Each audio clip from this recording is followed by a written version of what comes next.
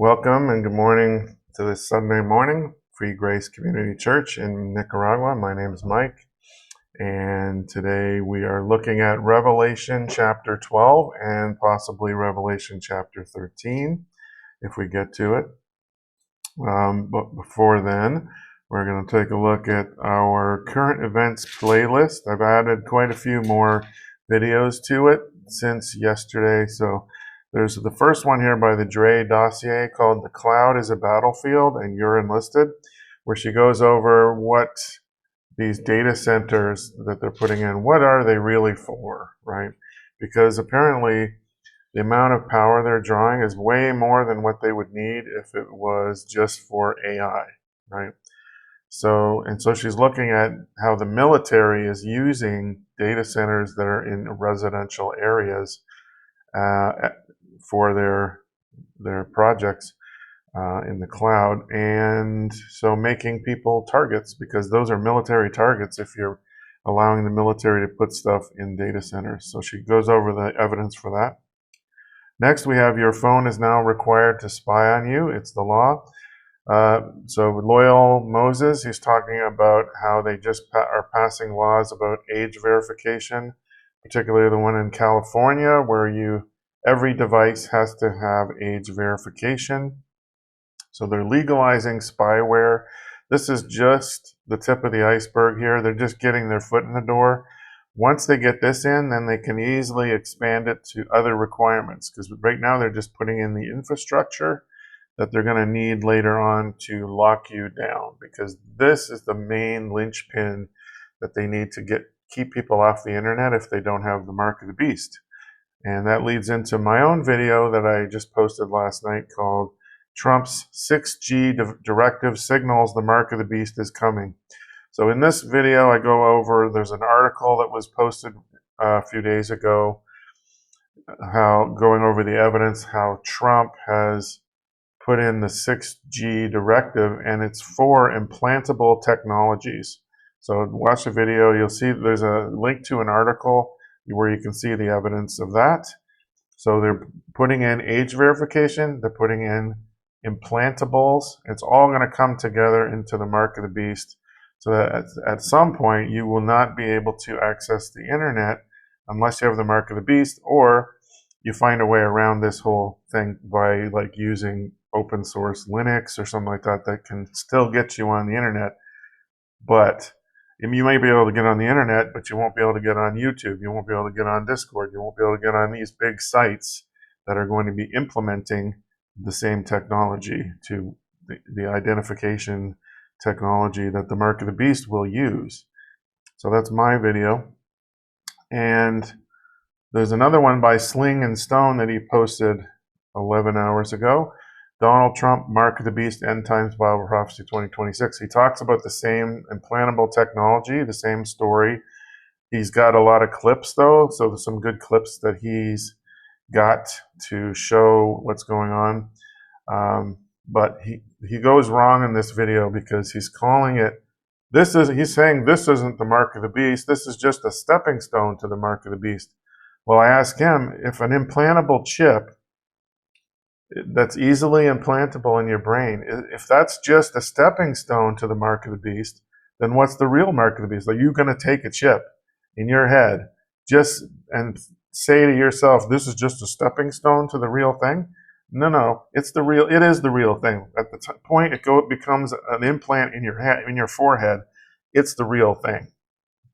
This whole thing about stepping stone to it, and then how Trump is like, he's not the Antichrist, he's paving the way for the Antichrist. Well, who else is going to come along that matches everything the Antichrist does other than Donald Trump? There's nobody else on the scene that matches everything. I think next week we're going to look at all the evidence behind Donald Trump being the actual Antichrist, because there's a lot of evidence to go over with that. So that'll take one whole week. So check out those videos and you'll see what's going on. What else do we have? On the Bible numerics front, Brandon Peterson posted this rebuttal to Grace Life Bible, they released a video series about Brandon Peterson's Bible numerics, trying to debunk it, right? So they're calling it numerology. They're trying to discount his numeric patterns. So he put together an entire written response to their entire series to answer it. So if you want to take a look, I'll post a link to this, and they have a full article here where he goes over it. This written response to Brian Ross and this other guy where they're doing a podcast. I guess it's last year sometime they did this podcast, and they're trying to say that Bible numerics is the same as occult numerology, which is not the same thing. It is not. And interesting thing about these guys, Grace Life Bible, apparently they're mid-acts dispensationalists, which means they take only the words of Paul as scripture. Everything else they basically ignore. They say only Paul is for us, so we only see what Paul had to say. So I question where they're getting this stuff from, or they're calling it numerology because of the seminary. That's my theory. They went to seminary, so they've been corrupted by seminary into knee-jerk reacting to anything that has numbers attached to it and calling it numerology, which is what they teach you in seminary. They say don't even go near to that, right? But it's not numerology. And then this here is their playlist where they're trying to debunk it and call it numerology. There's 7 videos there. They're quite long, and they have a couple of good points where they're saying, well, why not be consistent? Because sometimes we leave out the anti-mentions and sometimes we put them in. So be consistent in the searching. But other than that, like they did not come to a satisfying conclusion to actually debunk Brandon Peterson's theories. So his written response is here. It's quite long. If you want to read that, I'll put a link to it down below. Which we're going to do Sealed by the King. The next chapter. Might as well do that now because we're talking about Brandon Peterson. So note number 25. The Holy One plus Father plus Son plus Spirit, 777. So who is the Holy One? He is God, the Godhead. So he's doing searches on Father plus Son plus Spirit, and all capitalized, 777 appearances. Note though that this includes this concealed appearance of Son in the word song, which to me, I don't know if I would take that as evidence, because there's no other like searches where you're taking part of a word and saying that's a match. So I don't know about that. But if you take Holy plus Father plus Son plus Spirit plus Godhead, all capitalized with no concealed appearances, so that's a cleaner search, you get 777 verses. And if you search for Holy One plus Father plus Son plus Spirit, all capitalized, you get 777 mentions in the entire Bible. And then there's the next one here is Holy, capitalized, is mentioned 144 times. The 144th mention of the search, Holy One plus Father plus Son plus Spirit capitalized, is at Jesus' baptism, where all 3 are clearly listed. The Son being baptized, the Spirit descending on him like a dove, and the Father speaking from above. So 144 mentions. Out of 777 mentions is Son in Matthew 3:17. So that's when he's baptized. It's the 144th mention, right? So Matthew 3:16 and 17. The 144th mention of the combined search is the Son with the Spirit lighting upon him and the Father speaking to him. They are all together in the same passage, the Holy One. And the word, or in the number, he doesn't go over this, but the number 144 is 12 times 12. And the number 12 has significance in the Bible, where 12 apostles, 12 tribes of Israel, and 144 We have also the 144,000 in Revelation chapter 7. So the 144th mention could have something to do with anointing people.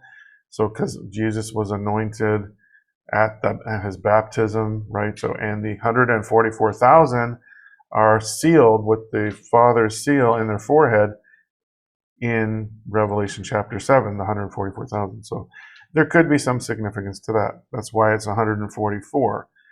Brandon didn't really explain that at all, but so that's the end of the 25th note. And next week we'll do number 26. We're still only about a quarter of a way through Sealed by the King. So if you want your own copy, go to sealedbytheking.com and you can have a free download of the PDF there.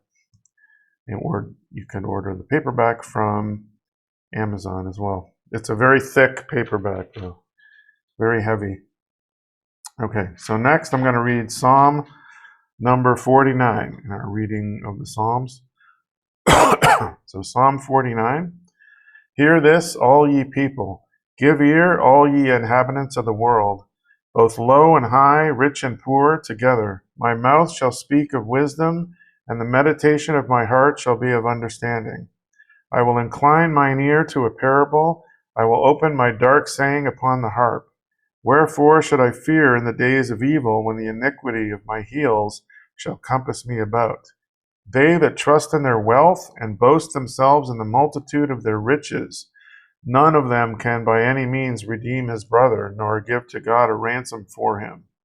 For the redemption of their soul is precious, and it ceaseth forever, that he should still live forever and not see corruption. For he seeth that wise men die, likewise the fool and the brutish person perish, and leave their wealth to others. Their inward thought is that their houses shall continue forever, and their dwelling places to all generations. They call their lands after their own names. Nevertheless, man being in honor abideth not. He is like the beasts that perish. This their way is their folly, yet their posterity approve their sayings. Selah. Like sheep they are laid in the grave, death shall feed on them, and the upright shall have dominion over them in the morning, and their beauty shall consume in the grave from their dwelling. But God will redeem my soul from the power of the grave, for he shall receive me. Selah. Be not thou afraid when one is made rich, when the glory of his house is increased. For when he dieth, he shall carry nothing away. His glory shall not descend after him. Though while he lived, he blessed his soul, and men will praise thee when thou doest well to thyself. He shall go to the generation of his fathers, they shall never see light. Man that is in honor and understandeth not is like the beasts that perish. So basically all about you can't take it with you. And so if you're trusting in your wealth, you're going to end up in hell. You're not going to heaven, right? These people trusting in their own selves and their wealth, and they're saying the world approves of that, but they're not going to be able to take that with them. The only thing that is eternal is salvation. So if you are trusting in the Lord Jesus Christ for salvation, you will endure forever, and all the others shall perish, right? That's what it's basically saying there. So Psalm 49. Revelation. So now we're into Revelation chapter 12, continuing the Bible study by Crossways. So they have the next chapter called, if I would switch to that, Week 6, the cosmic conflict between Christ and Satan. Their weeks are very long, so we're basically cutting those weeks, down so that I can actually get through some of it. Can't get through all of it in 1 week, so we're going to cover Revelation 12 and possibly 13. We'll see how far we get. So Revelation 12. And there appeared a great wonder in heaven. So this is a parenthetical chapter now, because in Revelation 11, we saw the seventh trumpet and the two witnesses get raptured up, and God saying that he's taking over. The kingdoms of the world are become the kingdoms of our Lord. So the Lord's now reigning. So the seventh trumpet. So now we're backing up somewhat to Revelation 12. It's a parenthetical is what they call it. So it's not in the direct chronological order anymore. So now it's actually taking us back to the past here. So Revelation 12, and there appeared a great wonder in heaven, a woman clothed with the sun and the moon under her feet, and upon her head a crown of 12 stars. And she, being with child, cried, travailing in birth and pain to be delivered. And there appeared another wonder in heaven, and behold, a great red dragon, having 7 heads and 10 horns, and 7 crowns upon his heads. And his tail drew the third part of the stars of heaven, and did cast them to the earth. And the dragon stood before the woman which was ready to be delivered, for to devour her child as soon as it was born. And she brought forth a man-child who was to rule all nations with a rod of iron. And her child was caught up unto God and to his throne. And the woman fled into the wilderness, where she hath a place prepared of God, that they should feed her there 1,260 days. And there was war in heaven. Michael and his angels fought against the dragon, and the dragon fought and his angels, and prevailed not, neither was their place found any more in heaven. And the great dragon was cast out, that old serpent called the devil and Satan, which deceiveth the whole world. He was cast out into the earth, and his angels were cast out with him. And I heard a loud voice saying in heaven, Now is come salvation and strength, and the kingdom of our God, and the power of his Christ. For the accuser of our brethren is cast down, which accused them before our God day and night. And they overcame him by the blood of the Lamb and by the word of their testimony, and they loved not their lives unto the death. Therefore rejoice, ye heavens, and ye that dwell in them. Woe to the inhabitants of the earth and of the sea, for the devil is come down unto you, having great wrath, because he knoweth that he hath but a short time. And when the dragon saw that he was cast into the earth, he persecuted the woman which brought forth the man-child. And to the woman were given 2 wings of a great eagle, that she might fly into the wilderness, into her place, where she is nourished for a time, times and half a time, from the face of the serpent. And the serpent cast out of his mouth water as a flood after the woman, that he might cause her to be carried away of the flood. And the earth helped the woman, and the earth opened her mouth, and swallowed up the flood which the dragon cast out of his mouth. And the dragon was wroth with the woman, and went to make war with the remnant of her seed, which keep the commandments of God and have the testimony of Jesus Christ. So we have here the woman clothed with the sun and the moon under her feet, and upon her head a crown of 12 stars. This is a reference to Genesis 37, so verse 9, where it is Jacob or Joseph. Was it Joseph dreamed a dream, right? So Joseph was dreaming his dream. It says, and he dreamed yet another dream, and told it to his brethren, and said, Behold, I have dreamed a dream more, and behold, the sun and the moon and the 11 stars made obeisance to me.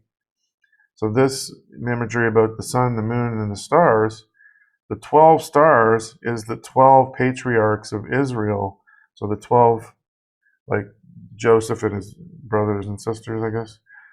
So the 12 patriarchs of Israel is the 12 stars. The woman represents Israel, right? So that's, and the imagery is going back to Genesis 37, basically. So, and because we know this is Israel, the woman is Israel, because in verse 5, she brought forth a man-child who was to rule all nations with a rod of iron, and her child was caught up to God and to his throne. That's Jesus Christ, right? It's clearly Jesus.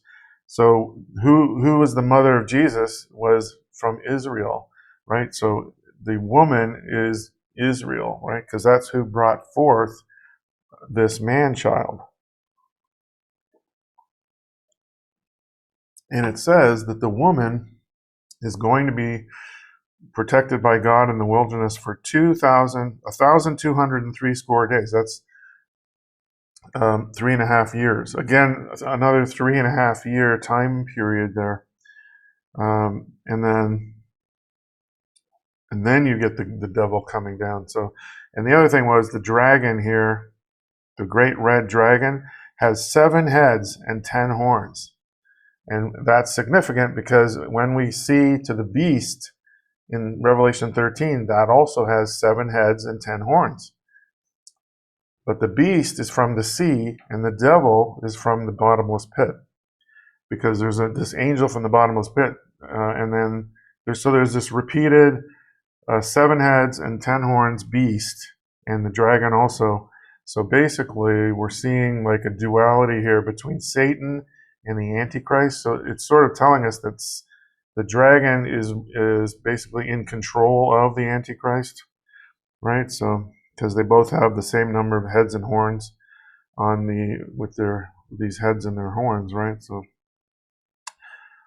yep. So there was war in heaven, and Michael and his angels fought against the dragon.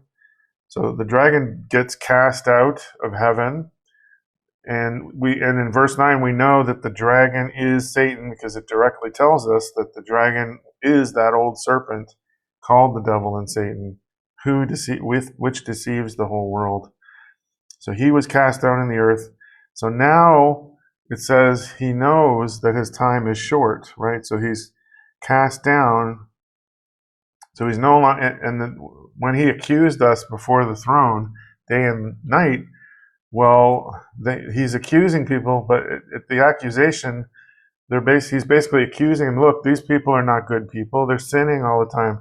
Right here, they're accusing them of their sins before God, but we overcome him by the blood of the Lamb and by the word of our testimony, because he paid all the price for those sins already. So the accusation doesn't stand against us anymore because Jesus already paid that price. So Satan's accusations don't really mean anything against us. They don't count, right?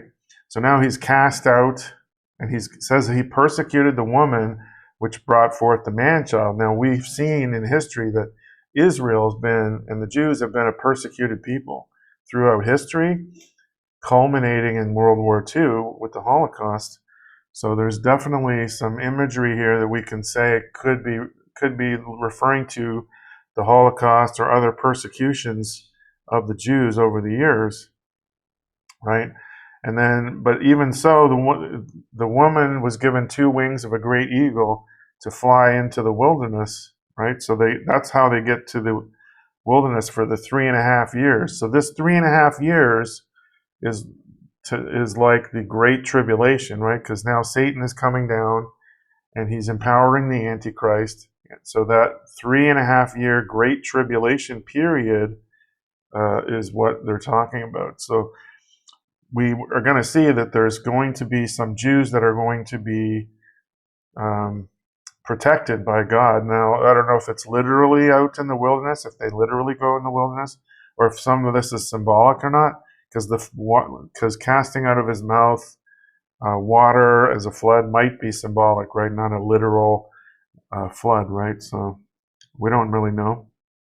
But the earth, so they're being helped by the earth as well. And then, so we know that even this people that are going to the wilderness is Jews, right? Because it says he was wroth with the woman and went to make war with the remnant of her seed, right? The remnant of her seed would still be Jews because the woman is Israel that brought forth Jesus. So there is a remnant of Israel which keep the commandments of God and have the testimony of Jesus Christ, right? So they are believers in Jesus, these Jews that are being protected in the wilderness. So there is a remnant of, like, they would be called Messianic Jews, right? That actually believe the right gospel. That remnant is going to be protected in the wilderness, according to Revelation 12. So now let me look at the notes that they have here. It says Revelation 12 is the pivot point of the book of Revelation. Chapters 1 to 11 have shown us the conflict that churches face within and without. False teachers from within and the Roman Empire from without. Now we get a clear view of the spiritual reality behind and beneath that conflict. Chapters 12 to 14 identify the main enemies of Christians: the devil, the beast from the sea, the beast from the earth, and Babylon. So we'll see the beast from the sea and the beast from the earth in chapter 13. Then in chapters 15 to 22, we see those enemies destroyed in reverse order: Babylon, the beasts, and finally Satan himself. The dominoes are set up and then toppled. The big picture, the pivotal section of Revelation shows the satanic opposition Christians face, but also reminds readers that through the work of Jesus, Satan has already been defeated, because we overcame him with the blood of the Lamb, right? He's already been defeated, but he's still going to try. I see Revelation 12 as Israel. It's referring to Israel and how Israel's going to be protected during the tribulation period. Revelation 13 is how the mark of the beast is going, and how Christians are going to be persecuted in Revelation 13 when they refuse the mark of the beast, right? So, like Israel, they are actually Christian. These Messianic Jews are Christians, but yet the whole church is not being mentioned in chapter 12. So there is a distinction there. So there's still an Israel, and Paul had said God has not cast away his people, right, who he knew. So there's still a remnant of Israel that's going to be, saved, right? So, and Paul, in the letters of Paul, it says all Israel will be saved, right? So it's talking about that. And it also says in Zechariah that they're going to look on him whom they have pierced, and then they're going to basically repent and get saved when they realize that they rejected Jesus, right? So there's this remnant that's going to be protected, right? So then we have the three main characters in the opening vision of 12, 1 to 6. A woman in labor, a male child, and a great red dragon. Compare 12:1 with Joseph's dream in Genesis 37:9, which we did. So the woman symbolizes Israel because we know it brought forth the male child. Compare the description of the male child with the description of God's Messiah in Psalm 2, verse 9. So let's take a look at Psalm 2, verse 9, what they're talking about here.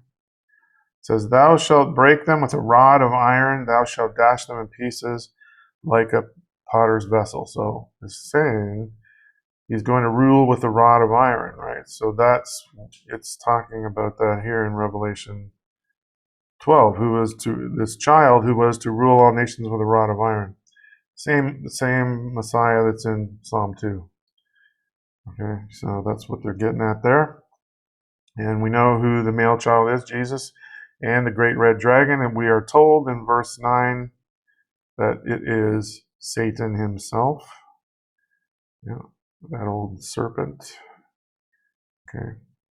So in 12, 1 to 6, we see there's a conflict deeper than the one between God's people and Satan, namely the conflict between Satan and Christ. Satan seeks to destroy Jesus. According to Revelation 12:5, what is the outcome? Yeah, well, he's caught up to God. So he was trying to kill Jesus as soon as he was supposed to be born, like 2,000 years ago. And of course, the rulers at that time were trying to kill all of the newborns that came out around that time because they were trying to kill Jesus. That was Satan behind them trying to kill Jesus before he was born to try and stop God's plan. And he was not successful in doing so. So Matthew 2, 16 to 18, it's talking about here.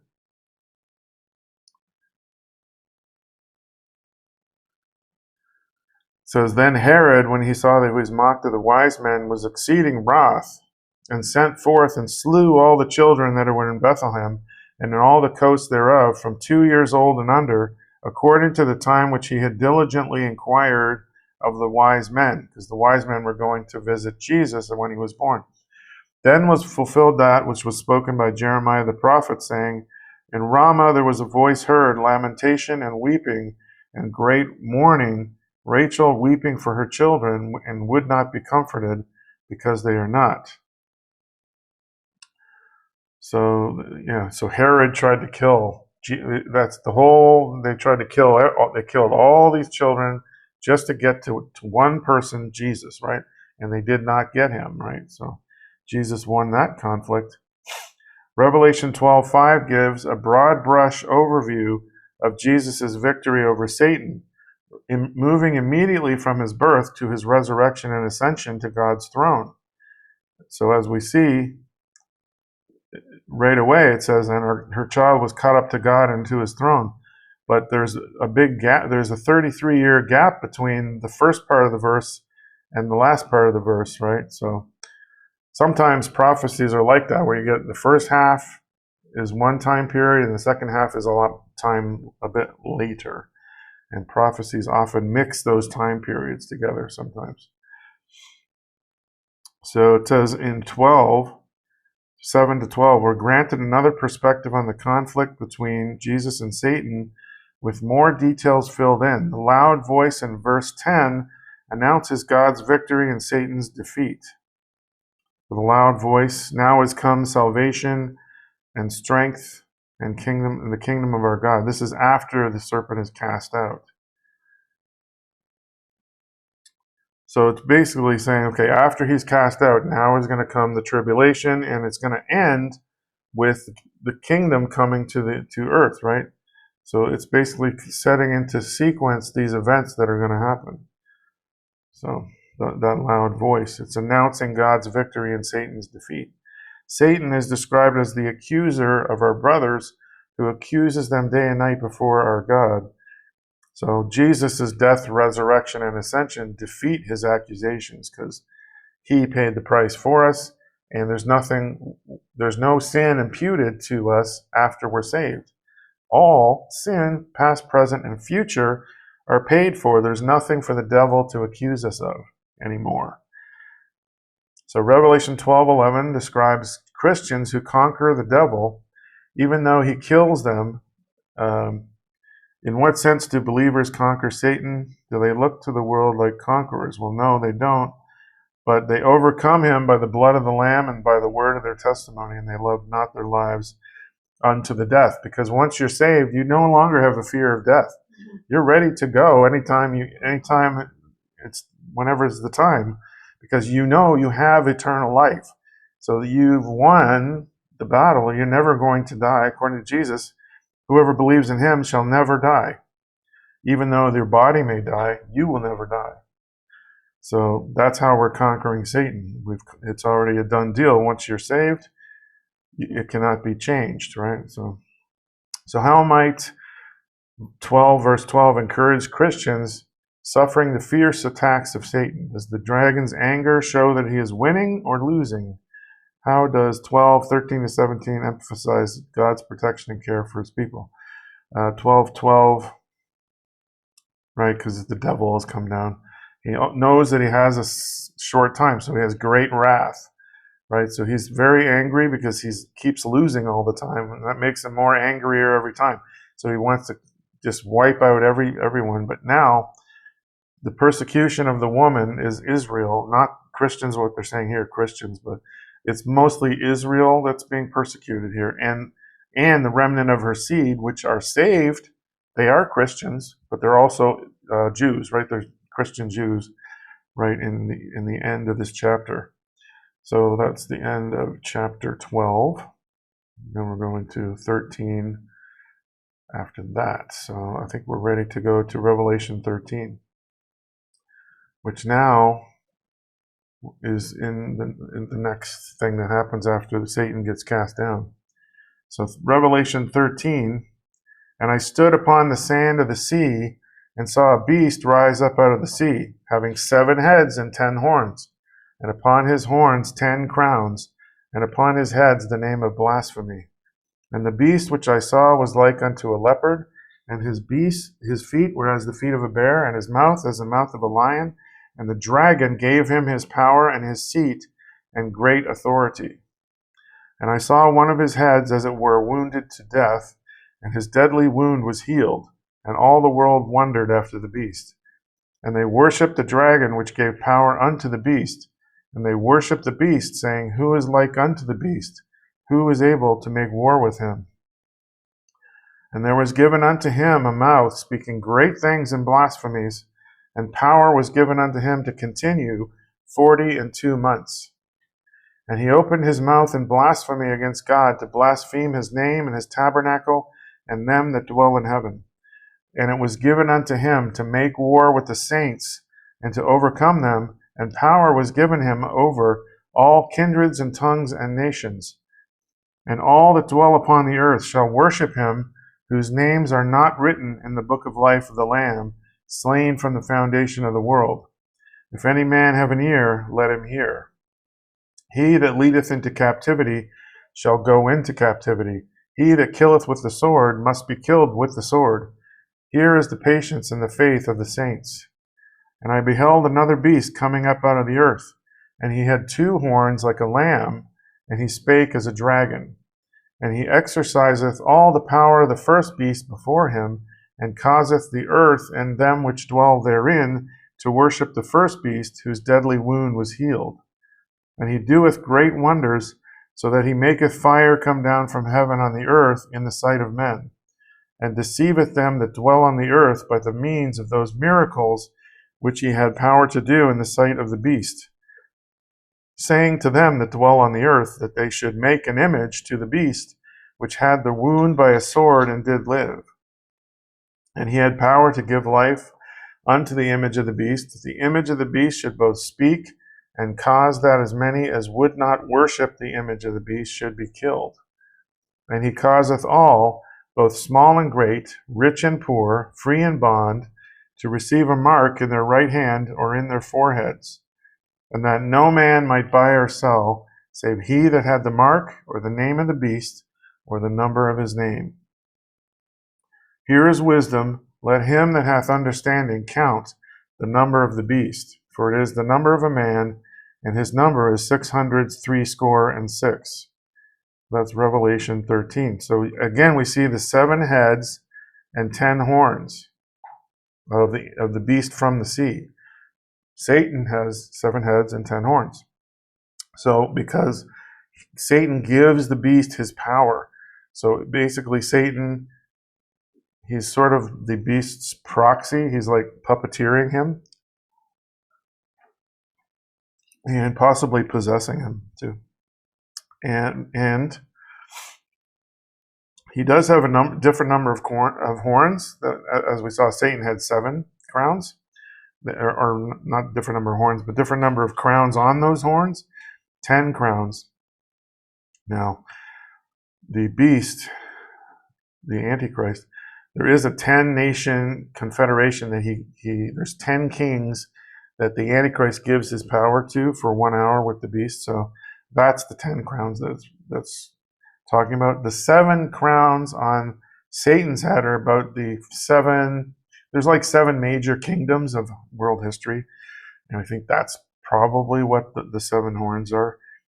If you count out all those kingdoms, you have Babylon, you have the Medes and the Persians, the Greek Empire, the Roman Empire, all the way up. Like you can count 7, I think, until you get to the current day, right? So, but we're going to look at that in more depth, I think, later, like next week or something, when we look at the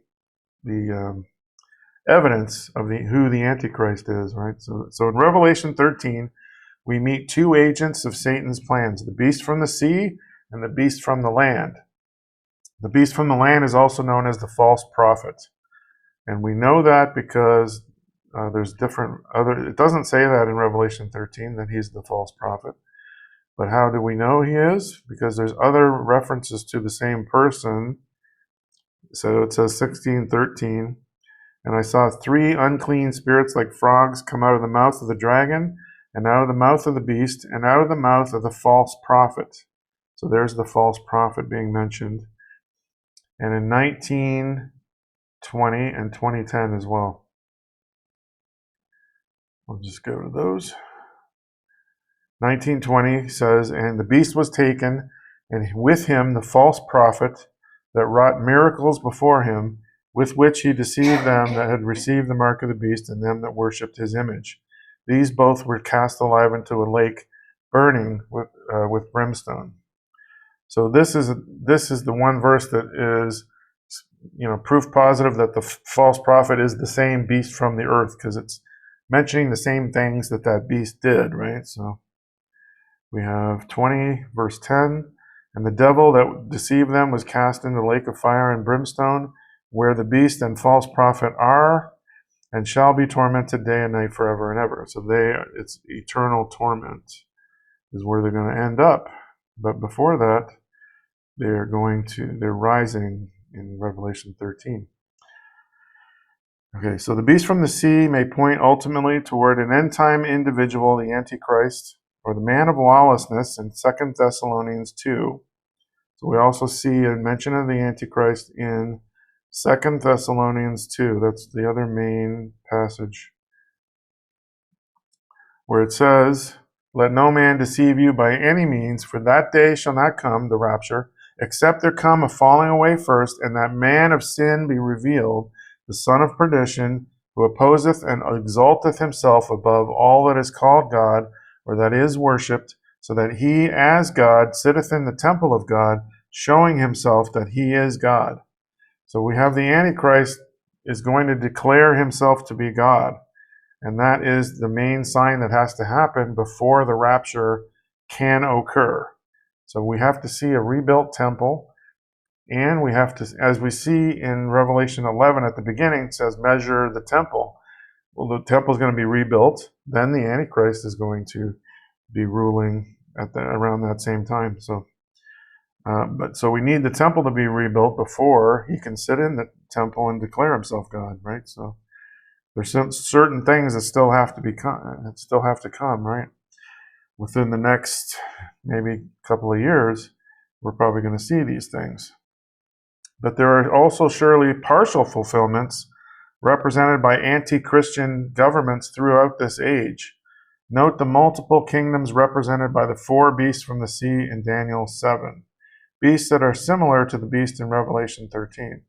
So Daniel 7 has some beasts in it, and they do represent different kingdoms. So Daniel 7, there's 4 great beasts came up from the sea, diverse from one another. The first was like a lion and had eagle's wings.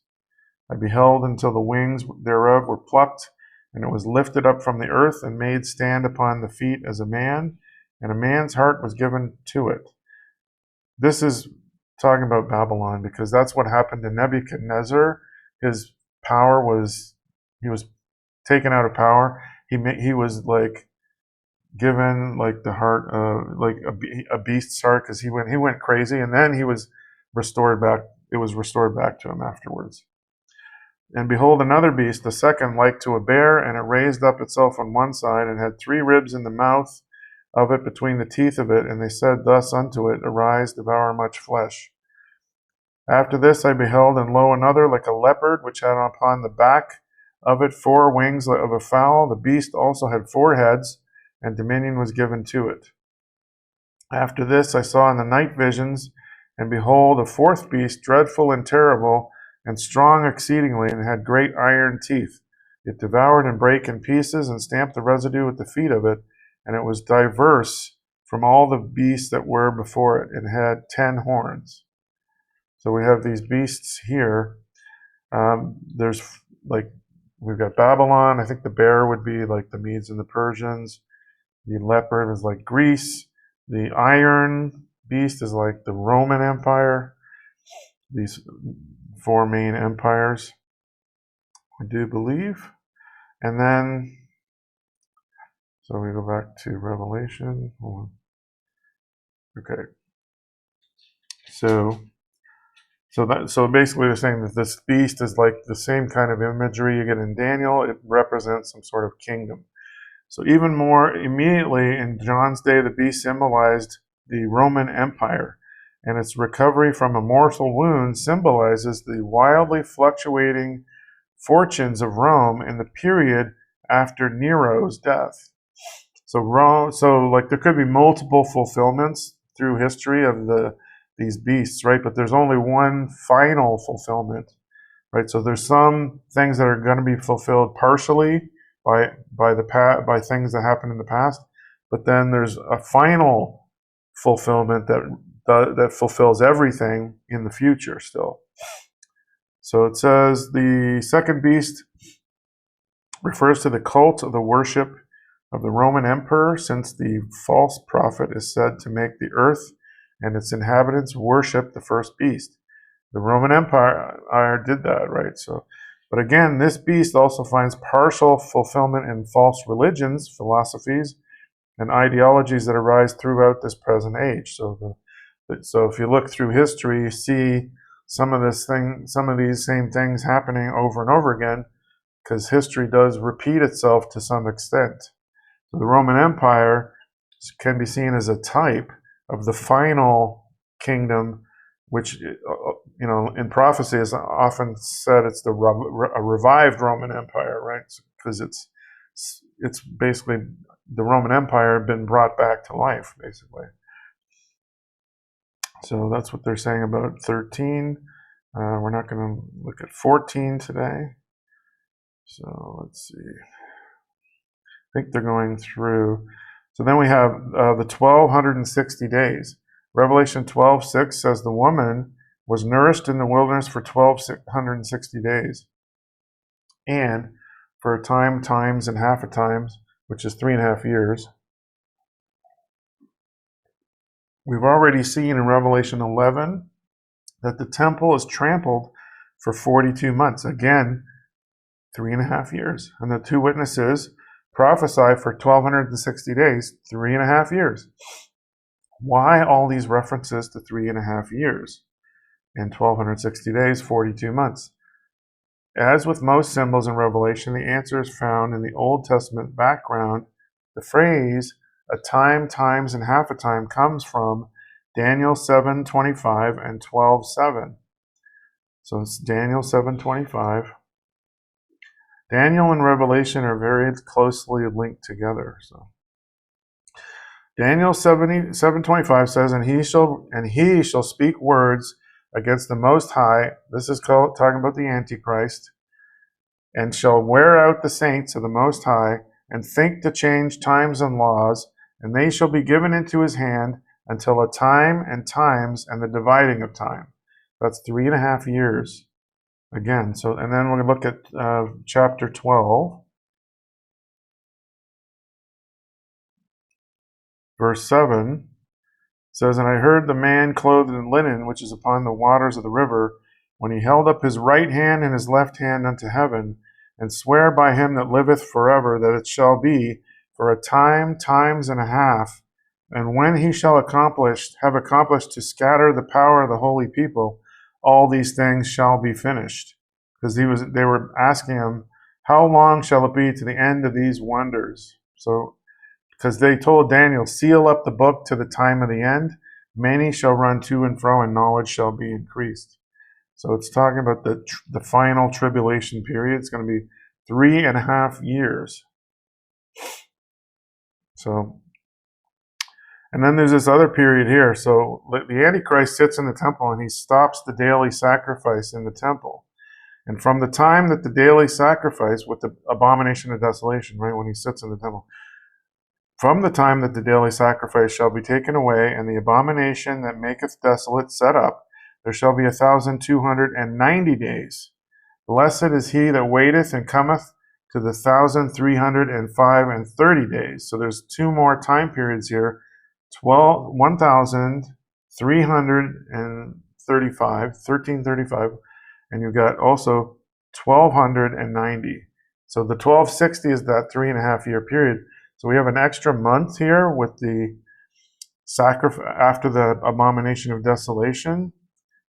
And so there's going to be a period of an extra month there. So, and then there's this other one, which is 1,335 days, which is another 45 days, another month and a half after that. So there's like 2.5 months after that 3.5 year period still that we really don't, this could be the extra 2.5 months that we may have to survive until Jesus returns.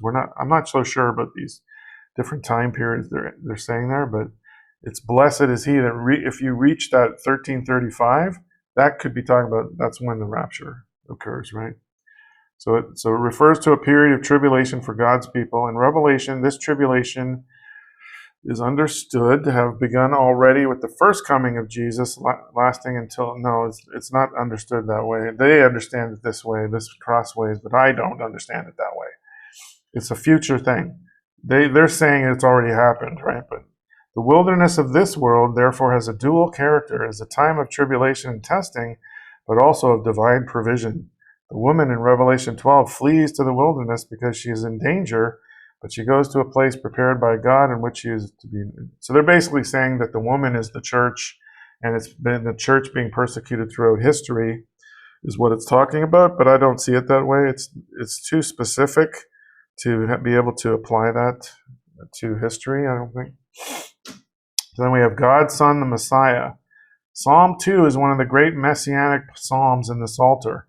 It speaks of God choosing David and his descendants as the royal house of Israel, and it calls the nations to receive the blessing God originally promised them through Israel.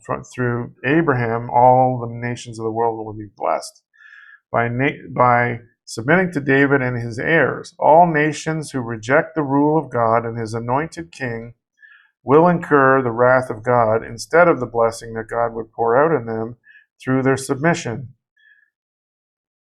Psalm 2 is interpreted as a reference to Jesus in the New Testament, and it also stands behind Revelation 11, 18, and 12, verse 5. 11, 18. Let me take a look at that.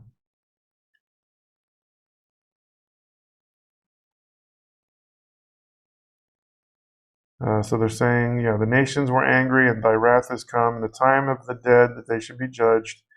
And thou should give us reward unto their servants, the prophets, and to the saints. And, okay, so what they're saying that Jesus, Psalm 2 is interpreted as, I don't know what they're saying here, but the message of the illusions is that Jesus is the true king who brings God's judgment and blessing to the world. So if we look at Psalm 2, we can see what it's actually about, because I don't know what they're talking about half the time. It says, why do the heathen rage and the people imagine a vain thing? The kings of the earth set themselves, and the rulers take counsel together against the Lord and against his anointed, saying, let us break their bands asunder and cast away their cords from us. The anointed here is Jesus, right? So, he that sitteth in the heavens shall laugh, the Lord shall have them in derision. Then shall he speak unto them in his wrath and vex them in his sore displeasure. Yet have I set my king upon my holy hill of Zion. I will declare the decree. The Lord hath said unto me, thou art my son, this day have I begotten thee. And ask of me, and I shall give thee the heathen for thine inheritance, and the uttermost parts of the earth for thy possession. Thou shalt break them with a rod of iron, thou shalt dash them in pieces like a potter's vessel. Be wise now, therefore, O ye kings, be instructed, ye judges of the earth. Serve the Lord with fear, and rejoice with trembling. Kiss the Son, lest he be angry, and ye perish from the way when his wrath is kindled but a little. Blessed are all they that put their trust in him. So the word, it's a call to getting saved instead of going against God. So put their trust in Jesus instead of trying to go against them, because up at the beginning of this psalm, they're trying to fight against God, and we do see this in Revelation. If we go to Revelation 20, after the millennium occurs. So if we go to Revelation 20, am I in the wrong book? Genesis. We want Revelation 20. Okay, and then, so after the first resurrection, the 1,000 years happens, right? And when the 1,000 years are expired, Satan shall be loosed out of his prison and shall go out to deceive the nations which are in the four quarters of the earth, Gog and Magog, to gather them to battle, the number of whom is as the sand of the sea. And they went up on the breadth of the earth and compassed the camp of the saints about and the beloved city, and fire came down from God out of heaven and devoured them. And the devil that deceived them was cast into the lake of fire and brimstone, where the beast and the false prophet are, and shall be tormented day and night forever and ever. Satan is not going to be ruling in hell. He's going to be tormented in hell. None of this ruling in hell for Satan. Okay, so this is the ultimate fulfillment of Psalm 2, because the nations are going against God. They come against Jerusalem, the beloved city, the camp of the saints and the beloved city, that's Jerusalem. So at that time, that's the saved people who are ruling and reigning with Jesus over the earth after this 1,000 years reign, right? So the 1,000 years reign of Christ has to happen first before we see the fulfillment of this. And notice it says Gog and Magog. Is that just randomly put there? What is Gog and Magog? What is it talking about? Is that just a random reference? No, it's not random. It's there for a purpose, because in Ezekiel, there is a direct prophecy about this war that occurs in Ezekiel 38. It says, Son of man, set thy face against Gog, the land of Magog, the chief prince of Meshech and Tubal, and prophesy against him. So there's this whole big war of all these nations that come against God, and God destroys them. This is the prophecy that gets fulfilled in Revelation 20. Now there's some people who think that this war takes place prior to the tribulation and not after the 1,000 years. But there's nothing in the Bible that places this battle, that requires this battle to be before the tribulation. But there is that evidence in Revelation 20 that requires it to happen after the 1,000 years are over. So this prophecy is of after the 1,000 years. I don't believe this can happen, because there's a lot of people that are being thrown off by this, thinking that this has to happen first before Jesus returns. And they're seeing like, okay, the U.S. is attacking Iran. Oh, this must be the Ezekiel war coming in. But then it's not, they're finding that it's not matching up against the prophecy exactly. So it's like, they're saying, well, I don't know, we don't know. And then they're saying like, well, what if the U.S. wins the war and Iran is like decimated or whatever, or taken over? Well, what happens to this Ezekiel 38 war then? Because the whole premise of this war is that these people from Persia and all this are coming against Israel. Well, if they're no longer able to do that because they're being attacked or they're being taken over by the Antichrist, Trump, then what are they going to do? How are they going to do Ezekiel 38 before the tribulation? See how it falls apart, right? They're assuming that it takes place before the tribulation. All these prophecy scholars think that, right? But they're wrong. I believe they're wrong, because the only direct evidence for this Ezekiel 38 war to occur is in Revelation 20, because that's why it says Gog and Magog. Why else would it say that? It's telling you to go back and read Ezekiel, because that's where Gog and Magog shows up, right? If we do a search, this is on Magog, see what we get, right? Ezekiel 38, right? You get the genealogy of Magog here, which is in Chronicles and Genesis 10, but then you get Ezekiel 38, Ezekiel 39, which is a follow-up to that war, like the aftermath of the war. He's going to send a fire on Magog, which matches exactly what it says in Revelation 20. And then the only other reference to Magog is in Revelation 20. So where do you get this war happening any other time than Revelation 20? There's no other evidence, right? So this is where they go wrong. So there's some people out there who think certain things have to happen, but it's not based on the Bible. It's based on what they've heard from other prophecy teachers, right? They don't read it for themselves. So anyway, I think that's the end for today, because we're after 11. So we're going to continue next week I'm going to take a break from this study, and we're going to look at all of the evidence that I have on if Trump is the Antichrist, right? We're not saying 100% that he is. We're not accusing anybody here. We're just looking at the available evidence and seeing if he might be the Antichrist, right?